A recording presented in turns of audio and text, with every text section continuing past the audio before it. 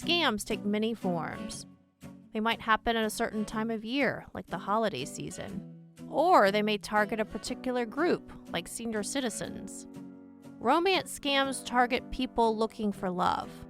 But one thing scams almost always have in common: money. On this episode of Inside the FBI, we're discussing some of the tactics that criminals use to get victims to send them money. And we'll see that while there are new ways to get the victims to pay, the game is always the same.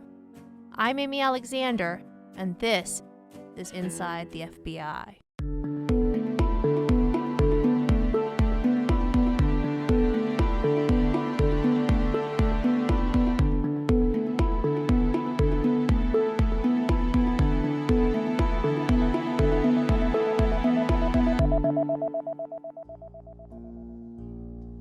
Today, we're here with Supervisory Special Agent David Harding, Program Manager for the FBI's Economic Crimes Unit. SSA Harding, thanks for joining us. Thank you for having me. For our listeners who may not be familiar with romance scams, can you briefly describe for us what those are? The concept of a romance scam is pretty self-explanatory, but it is a form of social engineering where the scammer targets individuals looking for companionship or romance who they can then manipulate and extract money or other services from. Is it true that these scams are impacting more victims and incurring more money and losses each year? That's correct. Every year, year over year, these numbers get larger and larger. I know in 2021, the total internet scam loss amount was somewhere under $7 billion, specifically related to confidence or romance scams. It's totaling about $956 million with about 24,000 complainants. That's a lot of money. At some point during the romance scam, and it may not be immediately, it may be weeks or months later, the scammer's going to ask for money. What sorts of payment might they ask for? 20 years ago, it was a very simple, straightforward process through checks or ACH transfers, wire transfers. However, as we've become more sophisticated and more advanced, you're seeing digital payments, you're seeing the same traditional wire transfers, you're seeing cashier's checks, gift cards, or even at times cryptocurrency. Why would the scammer ask for gift cards or cryptocurrency as opposed to cash? With crypto or gift cards, there is a level of perceived anonymity where the scammer has the belief or thought that using these methods of payment, it's harder to track them down. I've never thought of romance scams and cryptocurrency being connected. Can you explain how this connection works? You know, a lot of times these victims and the population in general are not necessarily comfortable with the concept of using cryptocurrency. It's still relatively new and, not widespread. So what these scammers are able to do through this bond and this relationship that they've built with their victims, they can begin to manipulate these victims to do things that they wouldn't normally do. And one of those is to learn how to invest and use cryptocurrency in order to make payments to these scammers. You briefly mentioned about how scammers don't always ask for the gift cards or cryptocurrency outright, but that they sometimes draw their victims into a more elaborate investment fraud instead. Can you tell us how that would work?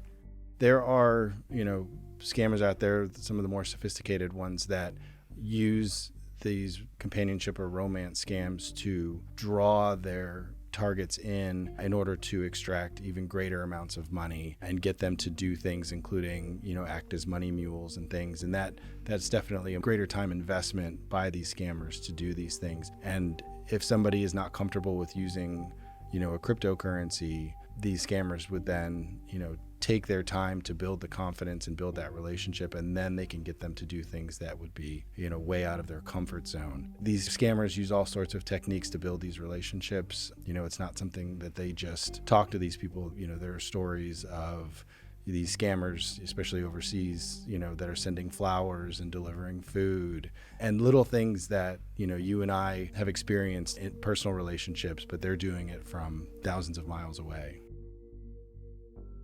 So how likely is it to recover the money once a victim has been scammed? The biggest thing I'd like the listeners to take away from this is that the earlier that these crimes are reported, the more success we've had in recovering the assets. So the key is early reporting, and when that occurs, we have had some great success getting funds back. They say love is blind, but what are some red flags people can look out for to avoid becoming a victim? Some of the red flags that you would see immediately, if you've never met this person and your communication has only been, online or sometimes even via the telephone, that's a definite red flag. If they deflect and come up with excuses time and time again as to why they can't meet, that's definitely a concern.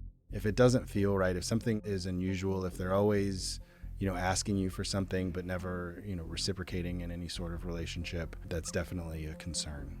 If a victim realizes they've fallen for one of these scams, do they typically report their experiences to law enforcement?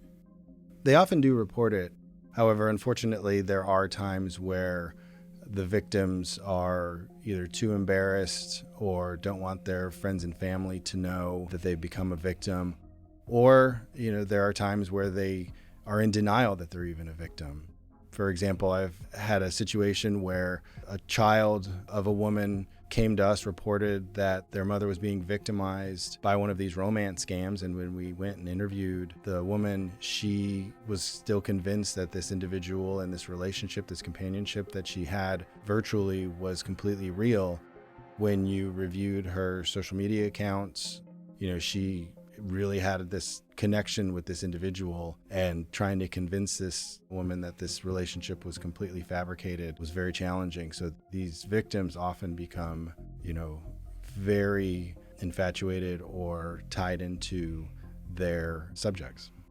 So if you think you've been scammed, how can you report it? Reporting to your local police station or local law enforcement is a great way to go. You can also report these types of crimes to our public access line. It's 1-800-CALL-FBI, as well as www.ic3.gov. That's the official website of the FBI's Internet Crime Complaint Center. For more advice on protecting your heart and wallet, visit fbi.gov/romance scams. This has been another production of Inside the FBI. You can follow us on your favorite podcast player, including Spotify, Apple Podcasts, and Google Podcasts. You can also subscribe to email alerts about new episodes at fbi.gov/podcasts. I'm Amy Alexander from the FBI's Office of Public Affairs. Thanks for tuning in.